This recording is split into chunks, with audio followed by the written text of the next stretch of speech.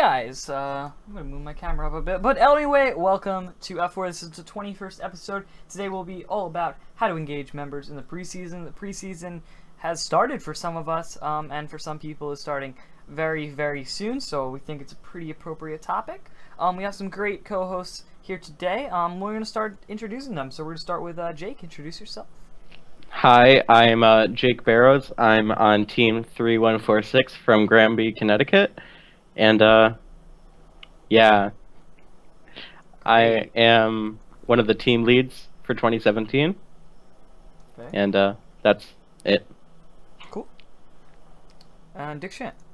Hey, I'm from 226. I'm from like this part of Michigan, right? Okay. And I do design and strategy stuff on 226. Awesome. And then Nick. Bliss. Oh, okay. Nicholas, can you turn your mic on?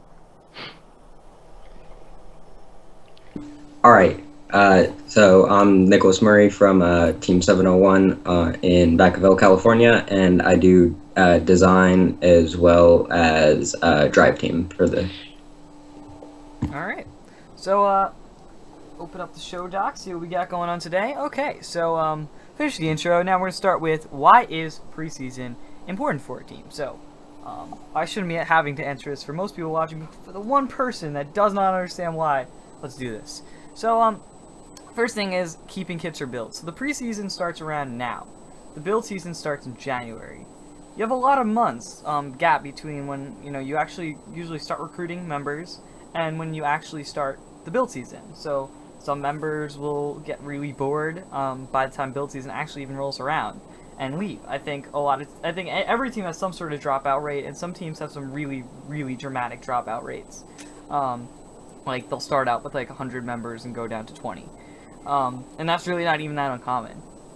So that's why it's important to engage members. So yeah, let's just start about how everyone keeps kids engaged during before build season starts, and that's like with special projects. So I think Dick Shant wanted to talk about his hammer thing. Yeah, so another thing about why the off-season or preseason is important is because it largely decides how well you're going to do in the actual season based off how well you prepare in the off-season preseason. So something that we do on 226 is we do a thing called hammer build, because we're like the hammerheads, right? So we found that it gives like kids that work in the fabrication side mill and lathe skills, and something about like how to read CAD drawings. So I have like one of the hammers right here that kid made, so you can see that.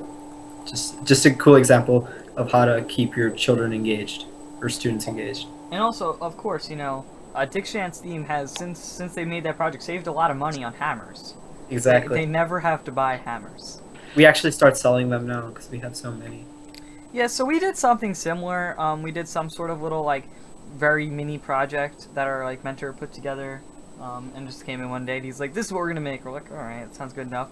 And it was just like a little metal plate, and it taught people how to rivet, drill holes, bend sheet metal, and just a couple little things that they needed to know. We went into building a whole new robot, but we'll go into that in a bit. Nicholas, do you guys do any like small mini projects like the hammer build to start off new members?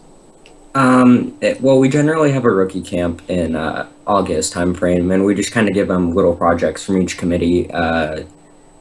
This year, and for CAD, we had them design a basic West Coast drive and had them build a little basic mechanism. Right. And Jake, do you guys have anything? So we have a few things. Back like a week ago, actually, like last week, we had a program where we invited some of the new kids in who wanted to be on programming. And we gave them a course in LabVIEW, which is the programming tool that we use to make our robots. Okay. And they learned a lot, and it was actually like a lot of fun. They got to meet a bunch of kids on the team if they're new, and the people that are already on the team got to meet some of the kids that will be joining. And also during the preseason, when school actually starts, last year actually, we took like a Jeep, we ripped out all the electronic wires, and then we built our own like mini robot onto the Jeep, and it's not like an actual Jeep, it's more like a tiny Jeep that's like this big, but it was pretty helpful. All right. So next thing is like new ideas for build season. So like the best time to like try out new things is the off season or the preseason, when you're not doing much, when you have time, and what better training than trying out new things with brand new members. One thing that we did last year was we actually built a whole new robot for the off season. I believe Nicholas is doing something similar. I think you guys had some upgrades, right, for Chesney Champs? Yeah, so we went through and we made our robot from competition a lot better. But our big thing is we started to build a second robot for Capital City Classic, and that will have a PTO. And so trying out a PTO, we've never really done massive things with arms. So we're doing that. And then on separate projects, we're starting a swerve bot and working on a turret as well. All right. I'm wondering if anybody else has like done stuff like that, like tried out like new mechanisms. I know this year we're probably gonna either try out like a new West Coast drive or a catapult. I'm leaning towards the catapult because catapults are more fun. But I'm wondering what you guys have done. Have Dick, Shannon, or Jake, have you guys done anything similar? So we haven't really we've done like smaller projects to like test out some things with like VersaFrame, things like that. But we haven't really done nothing like too drastic or anything. But yeah. No. Cool. We work on mostly improving our robots that we already have. We haven't really done anything on building like a completely new robot or anything. But yeah. Yeah, and one thing that Chak mentioned, Chak's a member of F4, he actually mentioned like you try not to do something so advanced that the old members, the experienced members, can't even do it themselves, and can't really guide the newer members through it. So that's probably a better time for the like postseason, like after robotics competitions, before the summer, rather than preseason. Preseason should be stuff like that. It's a little more simple. Like say your team's never built a sheet metal chassis, maybe trying that out. Where like it's not so difficult that no one will be able to do it, and it's easy enough that you can get the rookies to grasp it. If you haven't like done like a watershed drivetrain, man, that might be a good thing to do, right? Yeah, and like paddle drivetrains, anything, basically anything that can float, is important to try out during the preseason. Because water game. Oh, well, maybe. I mean, or the normal games. It's always good to float. Sometimes places flood during FRC competitions. And you want to be prepared. The great flood. Next year, I heard there might be some flooding problems there. Yeah. All right. So the next thing. No. Okay. So yeah, the next thing is practicing. So the preseason is the time you need to teach new members. So that's kind of what you're doing through some of these projects. But for some things, you might want to just straight up split into groups and teach them more specific things. So, teaching brand new CAD members SolidWorks or whatever CAD software you use. Teaching programmers LabVIEW or Java if you're a good team. And wow. Then, going through everything. Teaching people how to machine. All that difference. And instead of just doing it through projects, sometimes straight up, more classroom style learning is the right way to do it. But you always want to stick to hands-on in this setting because no one wants to go from a classroom all day and then go to another classroom for the next, 3 hours after school. Well, unless you're Smitty. She probably does want to do that. But everyone else in this world doesn't want to do that. So what do you guys do for, like practice training type stuff that's a little more formal? We did have a part of our programming class where we had a bunch of the kids actually come down and practice driving the robot. I know that's actually not what you meant by that, but we did have like some hands-on experience with our past robots. We showed them like what some of the electronics did, and yeah. All right. Addiction, what do you guys do? So we do a lot of like with practice stuff, going over like our previous robots, right? Like this year, I think we were working on old drivetrain that we had, like an old kit of parts drivetrain, and we had the rookies go over that.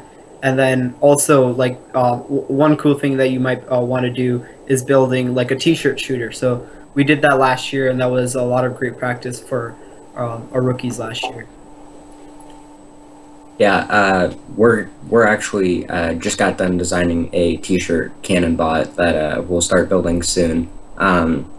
Like over the summer, we had design or CAD workshops, so that helped a lot. So we went through and designed a bunch of different drivetrains. That way, we can use them again in the future. And mechanical, it just been working on new robot and new things. And drive team had a lot of practice meetings as well. So. Yeah. All right. So the next thing, I think Nicholas was the person that put this in. Rookie camp. That was you, right? Yeah. So, what exactly is your rookie camp? What is that? Okay, so we have two rookie camps actually. First in June, where it's just kind of like team building exercises and getting used to some of the basic stuff on the team and getting more introduced to first and FRC. And then in August, we go more in depth to things into each committee. So we have groups of 2 to 3 that go around to each committee and learn the basics of each committee. And that way they have a general idea of what they want to do, it gives them new opportunities to do things that they didn't know about. And then once that's finished, they should be they should be able to do everything or basic stuff in each committee. My team does that too, actually, where we also, like I said before, the programming class, which I keep coming back to, and also we're going to have a few team building exercises where you like do a few little, not games, because we're trying to like assimilate them with other people on the team and like make sure that they're not uncomfortable within the team. And also we want to be fixing actually the only robot besides 2015 and 2016 that isn't torn apart, because we took out the code for our frisbee robot, which we want to fix soon. So that's what basically we'll be having the rookies and the less knowledgeable people be doing, so that they do know more and learn more. Yeah, definitely. I know that's something quite a few teams do, is they'll actually take older robots, fix them up, and of course build new robots. But I mean, any sort of like pseudo robot building you can do is great, because you know that's real, like what you're actually going to do during the build season. Alright, so the next thing is off-season events. So I think this is probably, like, if you're not going to do anything else on this list, like, do an off-season event. I feel like it's the best way to get people hooked. Actually going to a competition, especially if it's, like, an off-season event that's, like, you know, a higher quality off-season event. You got, like, Battle Cry up in New England, Chesy Champs, you know, there's a lot of them. There's, you know, there's like the more local ones, higher quality ones. If you guys can get to a high quality ones with your rookies, like that's amazing, because it can get them like realizing that this is a bigger deal than what they thought. Like FRC seems a lot. Everybody thinks like a robotics club. Oh, it's just a bunch of people building little robots and like, you know, playing with them and talking. But no one realizes like you actually travel around the country, compete, and these very large competitions. So getting people at an off-season competition, so I mean you could talk about what they're going to expect, but them actually experiencing it I think is great. So what do you guys think about that? Yeah, I think going to an off-season event helps students understand like the scope of FRC, right? And what we do is we usually go to like the Kettering kickoff. We go to other off seasons before that, but the Kettering kickoff is our first one for rookies, right? And we have so many students that go there and then just are just amazed by their experience. And we even have some mentors, right, that started off in different teams in the area, right? And they just think of their FRC experience, and they think of Kettering kickoff or like their first off-season event of where it kind of all started. Yeah, like personally, like I remember, you know, you look whenever you're trying to figure out how to engage people in the build season, like in the preseason, you got to think, okay, why am I still here?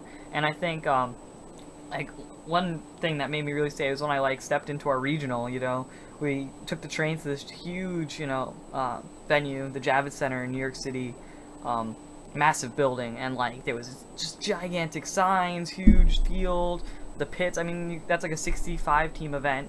It was the biggest FRC regional I think last year. I mean, just massive amounts of people, and like I was like, whoa, this is like big. And I think that's one of the points where I was really captured.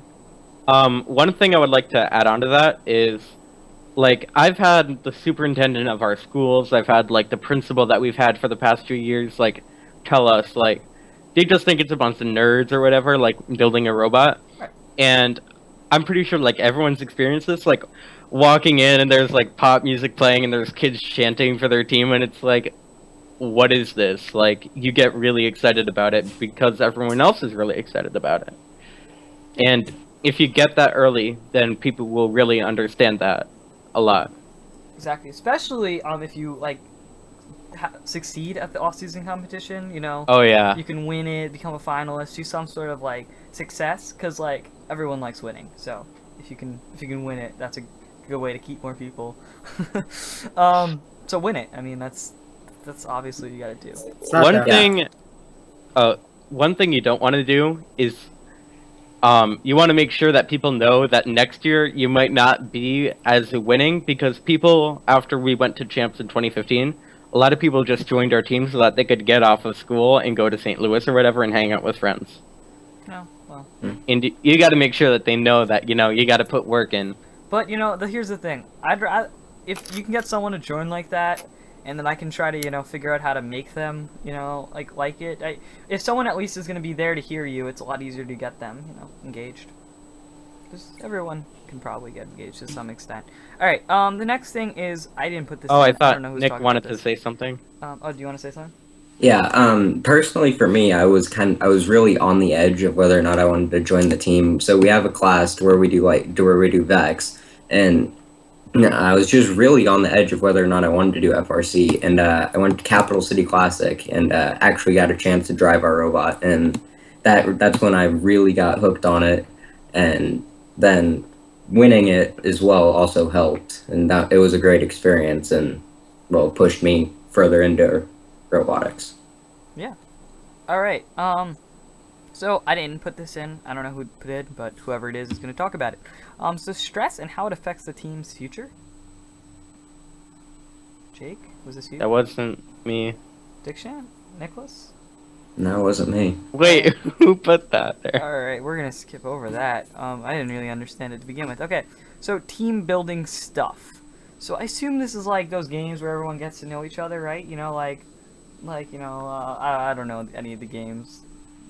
I don't know.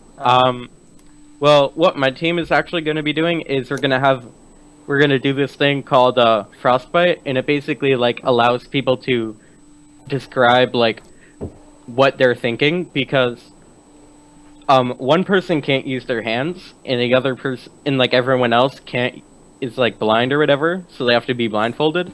Yep. And they have to like accomplish a certain thing, like they have to say like go take this chair and move it over here or something, like build a fort or whatever. And the people who are blind, they don't know what they're doing, so the guy that can't use their hands has to tell them like what to do. And we haven't done it yet, but we tried it out with just the leadership team and it worked pretty well. It was actually pretty like helpful with understanding things within the team. One thing that we've done, I remember we did this at kickoff a couple years ago, was we had like a bunch of Legos and they had to like kind of make the first logo one at a time, like a triangle, and like run it over to like this other table, and then whatever team made the logo first one. So like kind of like something like Logo Motion, I guess. But then we've done different things like capture the flag, and then also we had this one game where everyone like stands in a circle. Right, and then you have to like point at someone and like say their name and tell them to do like some set of action, like moose or something, and then like the people around them have to like act like a moose, and that was like a good like icebreaker type of thing. But yeah, going off the last one, so saying like that said like stress and how it affects the team's future. I think what they were trying to say is that just stressing to like the rookies how much like if you work hard now, like how much is going to pay off for the team's future, and like it could change like how well we do next year. All right, cool. Yeah. So going back to like team building stuff, outreach events are great for team building. Anything where like you guys can like just talk, about random crap and become friends is good. Movie nights is a thing, so maybe you could all watch like Spare Parts or like what's that movie? The one from Championships in 2015. Football League. Yeah, Robo League. That's a good one. Watch that this Wednesday. Yeah. About outreach is that it helps people understand like what the FRC is, because you have to like explain it to every like person that comes across if you're at a public event. And so I think our team's like little motto is, if you repeat it enough, you actually learn it. Like if you say it over and over and over again, first is not BattleBots, then you actually like know that first isn't BattleBots. Well, BattleBots is cool. Yeah, Speaking but of which, I mean, that might not be a bad idea, building some battle bots fighting up against each other, like the Andy Mark thing, right? I don't That was think we pretty could cool. use our school's funds to build a robot that's supposed to destroy other robots. I don't think they would be too happy about that. You just have to not tell Yeah. them, Jake. That's the secret, okay? Anyway, yeah, so, like, outreach is a great way to team build, movies, maybe you could have, like, a team bowling night, I don't know, it's just something to get people, like, to become friends, because if your friends are there, then you'll stay longer. I don't know. Yeah, two things we did. We did a lock-in one night at our school, so that was good. That really got the team to bond more, especially with the rookies. And then last Saturday, we actually went paintballing with another team, and that also helped for bonding with the rookies and kind of getting them out of their normal shell and all that. Paintballing. Alright, sounds good. I mean, everyone says, like, the things that teaches, you know, like, brings people together the most is, like, a stressful, scary situation. So, maybe you can have someone with, like, a really good paintball gun, like, get point blank at people, like, over and over again. Because that's stressful and scary. So I think that would be a great way to team bond, you know? Like but- how somebody put a mask on, pretend they're a burglar, like Right, that's entering a legitimate team shop. That's legitimately psychology, okay? This is, like, proven stuff. So, I mean, any way you can create fear and stress in students is a good idea. Okay, so, yeah, you could kill a member. That would create a lot of sadness, maybe not stress. Smitty, watch out. fear. Sam's Yes. actually gonna kill you. Yeah, okay. Continuing. Set hours requirements. So this is the less fun part, you know, this isn't paintball, but this is important. So, you know, from the start, telling members, like, this is how much you have to participate so that you can get on the plane to St. Louis, okay?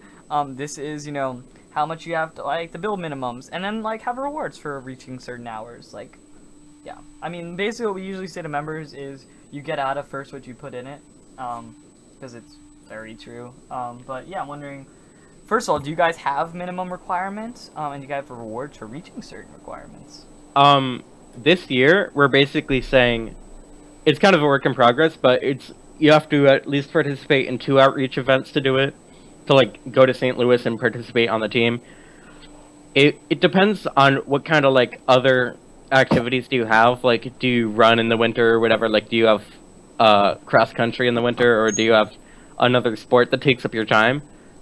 Because if so, you're basically restricted from being onto the from being on the build and programming team, because if you're not going to be there like 3/4 of the time, what's the use in having you there?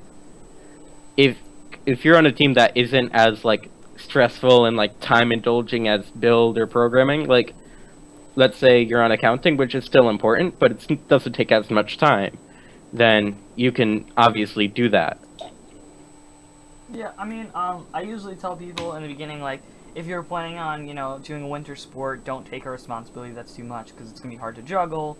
And, you know, if you're not too serious about a winter sport and prefer robotics, just drop it altogether. It'll be worth it. But yeah, Dikshan, does your team have any, like, requirements and stuff? So we require students to go to some like fundraisers, things that we do, like our Barnes & Noble fundraisers. Students are required to go to those. And when we're looking for what students we can take to events, because we have like 100-person team or whatever, and we're only allowed to take 30 or 40 students to an event, we look for students that are much more involved. And something that we've done in the past is like varsity letters, but we haven't really given those out in the last couple of years. But yeah, varsity letters is something that we used to do. We do varsity letters. I don't know if I talked about this in a different live stream, but every 2 years you get a letter or a pin if you've already gotten a letter. So I already have my letter. It's actually back there, but Yeah, in order to litter on our team, you have to have 200 hours, 2 build seasons, and a Vex competition under your belt. All right. Yeah. So I feel like that's important. Make people take responsibility. One thing we did now with this, one of the greatest things I love this is like what like 973 does, where you have to raise $1,000 to get on the team. Other teams do this.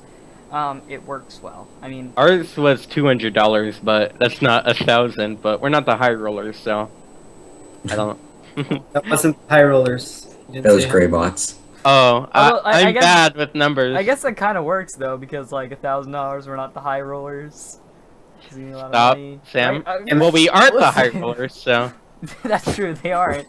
You have to go to a casino and you gotta get $1,000. If you lose it, you're not on the team. We give fake IDs to everyone on the team. It's like FRC, you know, it's a lottery. Anyway, so continuing, alright, so, other robotics competitions. So we talked about, I guess, it's not here, so we can talk about this really quick. It's like a mini battle bots using, like, old powers. So, Andy Mark did this with their interns, and it was, like, pretty cool. You can look it up if you want. It's nice. Basically, like, you know, they just, like, found really old parts inside of, you know, their shop, and built bots to like break each other. So I mean, everyone has giant stockpiles of like stuff they're not going to use, like Denso motors and stuff. That, like, you're not going to use that stuff. So make a battle bot. The big thing is control system stuff. So I mean, that's probably the hardest thing. Hopefully you have a couple, you know, like 2014 pre-control systems laying around that you can attach to the robots, and I think that's a pretty cool learning experience. Or Vex controllers is a good way to make a battle bot. And yeah, just fight, have a little competition. I like that. Yeah, what we did is we took Vex Clawbots and put bumper switches on one side, and you had to survive essentially. So it was kind of like BattleBots, except they weren't destroying each other. Yeah. The only thing our team can actually do is like have little bristle bots race each other. That's all we have. Alright, well that works. Okay, so this has been talked about a lot in the chat already, and that's Vex. So I'll preface this by saying a lot of very, very, very good teams do Vex in the preseason. Team 254 does Vex in the preseason. Team 118 does Vex in the preseason. I mean, enough said at that point. I believe 1678 does that too. A lot of teams use it for like their JV or like freshmen, sophomores, rookies to get used to robotics. Yeah, so I mean, Vex is really, really, really good. As like a pre-FRC thing, it leads very well into the FRC competition. Teaches everyone about like iteration, basic robot design principle, and you could do it a lot cheaper. You don't actually have to compete as a Vex team. 254 and 118 both do. In fact, 118 did very, very well in the Vex competition this year. But you know, you want to make sure that, you know, if FRC is your biggest thing, to stick to that. But you know, having a Vex team is also really cool and quite a bit cheaper. So, does anyone here actually have a Vex team in the preseason? Yeah, we have 6 Vex teams. It's kind of part of the freshman class that you have to take. It's the first half semester is you do Vex, and then we host our own Vex competition, and they compete there with other teams. And to kind of backtrack, I don't know if 1678 has a team. I've never seen them compete, given we're the closest competition, but I could be wrong. Okay, they probably don't then. My memory's wrong. But yeah, so what have your experiences been doing that? Like, have you found it like useful? What's like the cost like, etc. You know, I don't really know the cost. But for me personally, it helps a lot in terms of like building and doing basic coding, even though Robot C is not that hard. And more design stuff, and it's essentially a rookie camp again, except it's a semester-long rookie camp, so you can really get more into designing and make in strategy portion of it, and it helps a lot once you transfer over into FRC, so you know at least somewhat what you're doing. Yeah.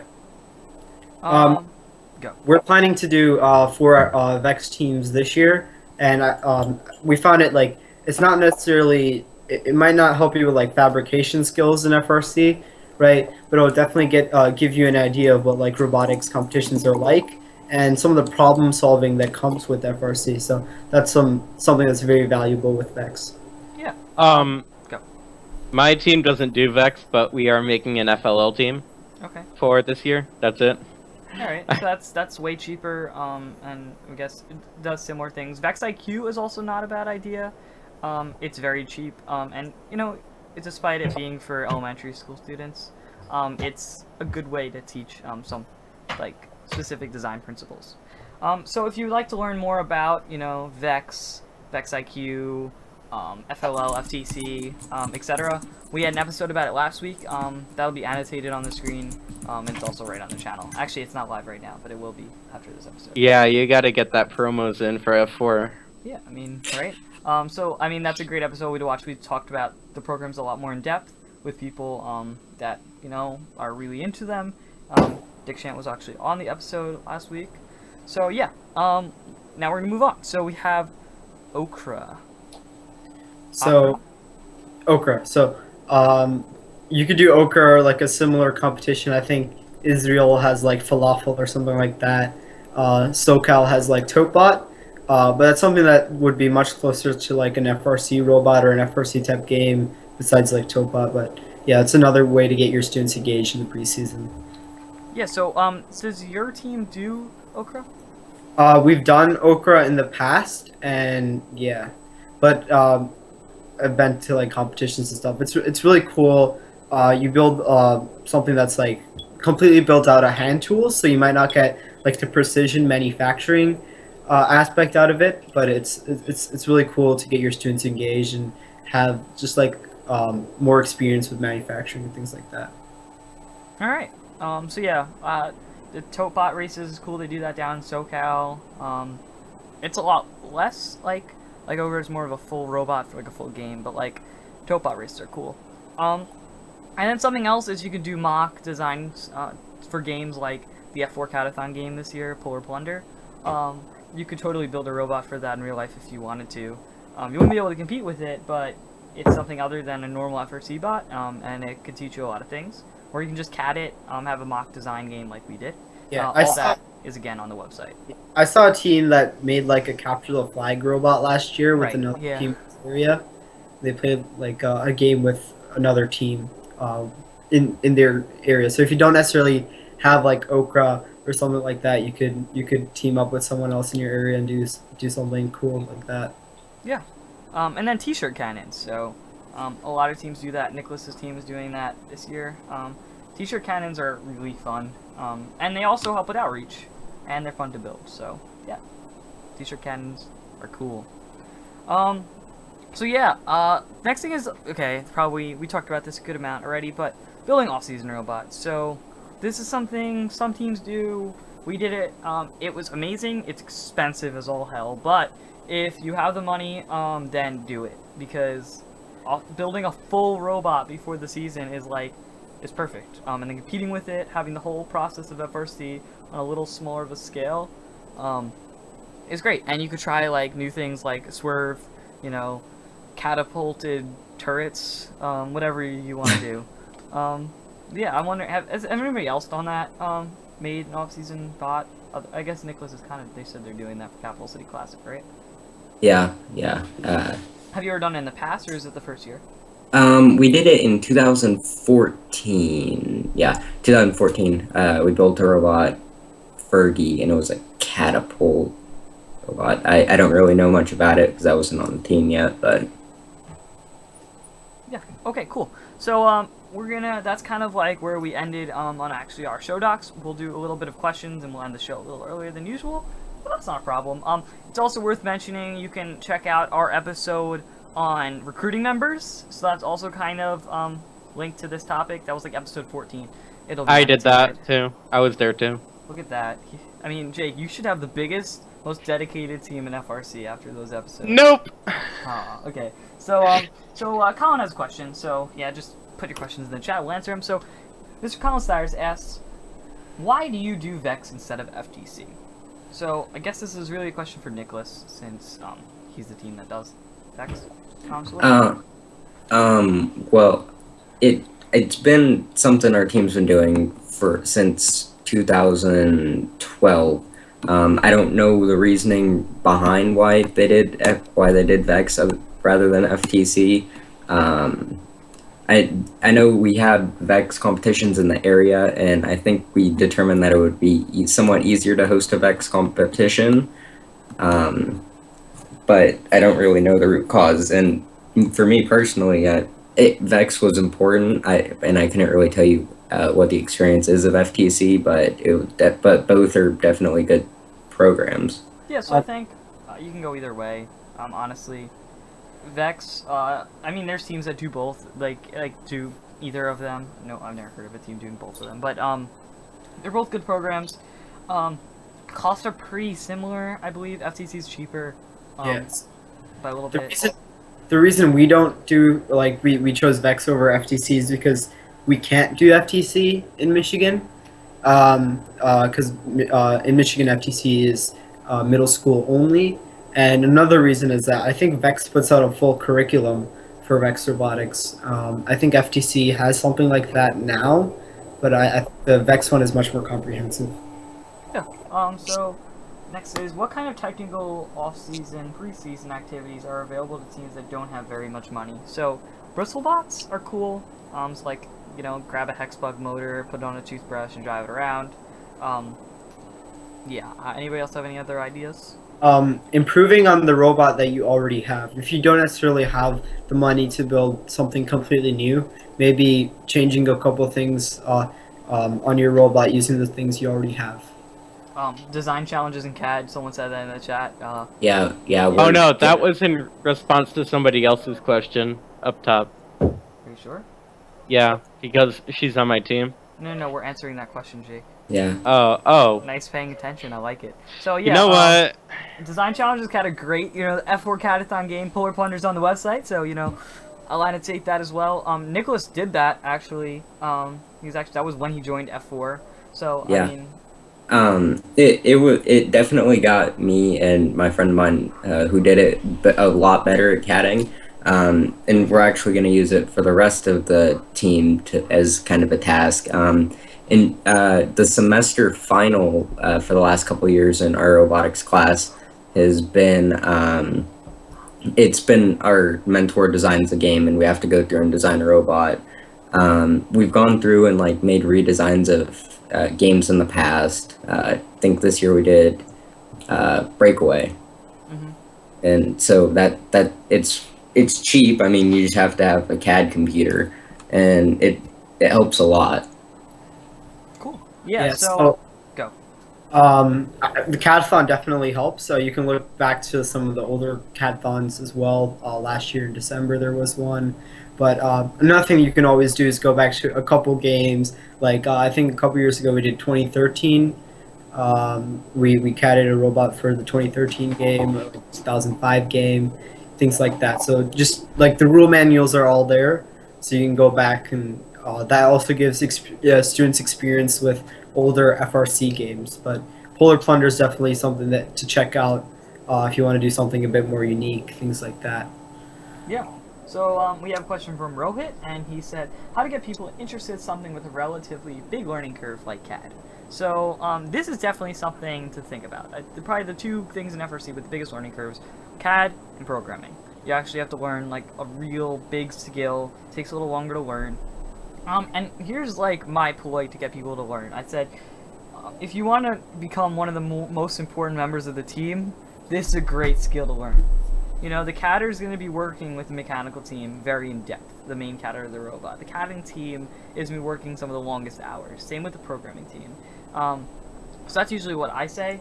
And then also, you know, you got to mention the fact that like you can get a job with these skills. That's also something that you really should talk about. So I'm wondering what you guys do.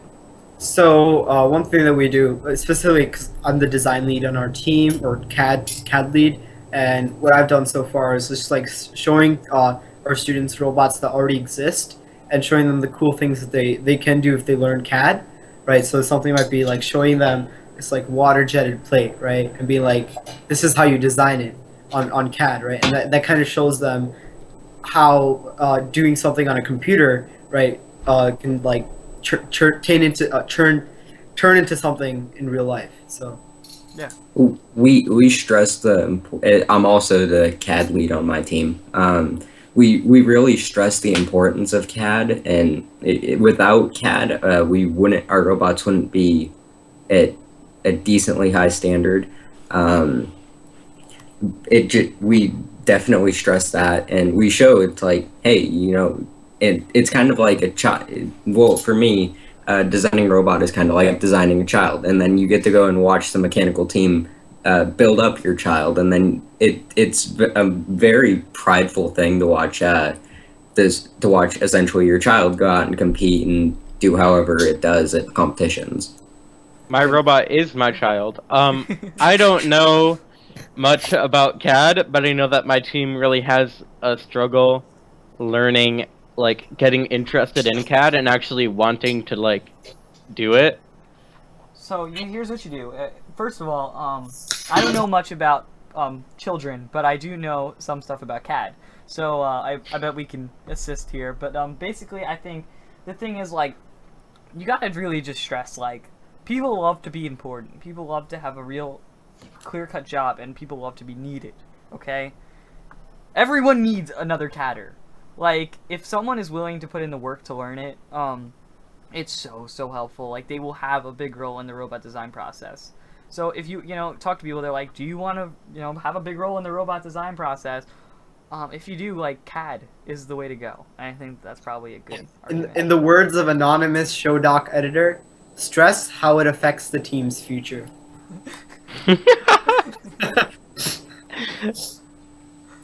Alright. I actually think that might have been me, I'm sorry. Yeah, I'm gonna go check after the show. But, yeah, do we have any other questions? Nicholas, you wanted to say something, right? No. Okay. But I actually do know who anonymous editor is, and it was me. So. Oh, it wasn't me. Yep. According to the revision history, I just checked, and it was. Yeah. I'm not a failure this time. Alright, so, we'll just wait a couple more minutes to see if anybody has a question, and then we'll wrap it up. It's 8:44, not a bad looking show. Just wait 1 to 2 minutes. Alright, it's looking like there's nothing going on. Anyway, guys, so thanks for watching this episode of F4, episode 21, How to Engage Members in the Preseason. This episode will be archived. You might be watching it archived. It'll be on our website. If you want to go to our website, f4.network, it has everything you will need to see there, like our past episodes, the F4 Catathon game, and the link to join us. So if you want to host on a show, talk in our chat, and share memes with Jake, then the F4 community wants you. So yeah, just apply on our website. It'll be at the bottom to join us, or you can go to the member page and scroll to the bottom. It'll also say join us. And you can also go to our store and buy stuff there. I think I have a picture of it right here. Yeah, I do. Buy an F4 shirt. Yes. Amazing. So we have mango shirts, meme shirts, F4 umbrellas, whatever you Wait, so really? desire. Yeah. Oh my Yeah. god, you Yeah, all should buy that Yeah, I right agree. now. Spend your money on this. Yeah, I got my F4 shirt in the mail a couple days ago, and I'm liking it. So. Yeah. All right. We do have a couple of quick questions, but that's all right. So Marcus Bernstein asks how to recruit new members and make them stay. So capital punishment is a good way. Leashes, shock collars. What do you guys do? Hammers. Hammers. You make them stay forcefully. Right. We actually have so we start off in the elementary schools, and we have a long strung out process of recruiting new members. So you really start with VexIQ in the elementary schools, and it's all set up through the county in the district office. So that's great. And then you go into middle school and do Vex, and then high school and you do FRC. And by then you really get the members who really are interested in robotics, and that helps to make them stay. Yeah, so basically everything we talked about in this episode so far is like what you should do to keep them. But better question from the same person. How to recruit new mentors. Okay, so that's hard. Go to your sponsors Yeah, and that's see good. if they can like do that. Yeah, so Yeah. getting new mentors is hard. and engaging mentors is also hard. So, as someone who's not a mentor, it's hard to speak from experience with that. We are not great at getting new mentors. College students, yeah, that's not bad. Anybody willing to, be on the team, retired engineers, just like look out to your community, see if anybody's willing to do it. It is a time commitment, so I think that's the reason why it's so hard to gain members. You might be able to find someone through like sponsors. Yeah. Mentors are difficult. Alright, so I think that's it. So, we already did all the shoutouts and crud. So, thank you guys for watching. This has been for episode 21. We will have the next episode, episode 22, I believe, will be all about the Dean's List Award. So, that should be a really cool episode. We have 2 Dean's List winners from 2016, as well as a Dean's List finalist in both FTC and FRC. So, thank you guys for watching. It's been a great episode. Catch you guys next week. Everyone say goodbye. Bye.